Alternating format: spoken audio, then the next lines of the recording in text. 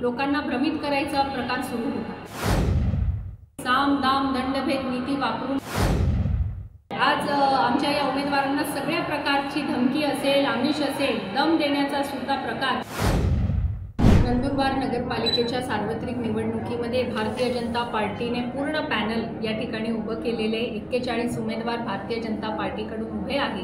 नगराध्यक्ष पदासाठी देखील अविनाश महादू माळी हे आमचे भारतीय जनता पार्टीचे अधिकृत उमेदवार आहेत। या मागच्या 15 दिवसामध्ये वेगवेगळ्या प्रकारच्या अफवा आमचे विरोधक म्हणजे स्थानिक पातळीवर शिवसेनेचे नेते कार्यकर्ते हे जनतेमध्ये पसरवून लोकांना भ्रमित करायचा प्रकार सुरू होता।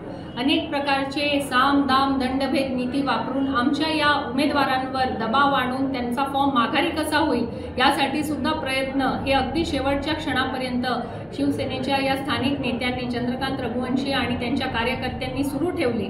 परंतु आमचे भारतीय जनता पार्टीचे हे एकनिष्ठ कार्यकर्ते, तरुण तडफदार स्वयंसेवक यांनी कुठल्याही आमिषाला किंवा कुठल्याही दबावाला बळी न पडता ते अत्यंत ठामपणे उभे राहिले आणि आज 41 उमेदवार हे भारतीय जनता पार्टीचे नगरसेवक पदासाठी आणि एक उमेदवार नगर अध्यक्ष पदासाठी आज मैदानामध्ये उतरलेले आहे।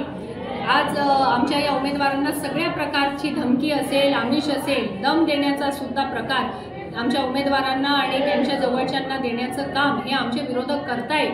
त्यांच्या पायाखालची वाळू सरकू लागली आहे, त्यांना त्यांची हार दिसते आणि म्हणून ते अशा प्रकारचे पावलं उचलत आहे।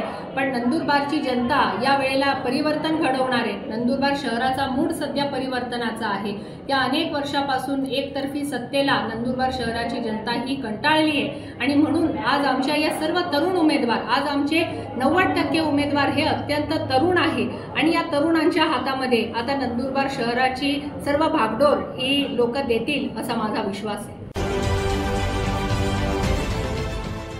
देश विदेशातील प्रत्येक घडामोडींचे लाईव्ह अपडेट मिळवण्यासाठी आता साम टीव्हीच्या सर्व सोशल मीडिया प्लॅटफॉर्मला लाईक, फॉलो आणि सबस्क्राईब करा।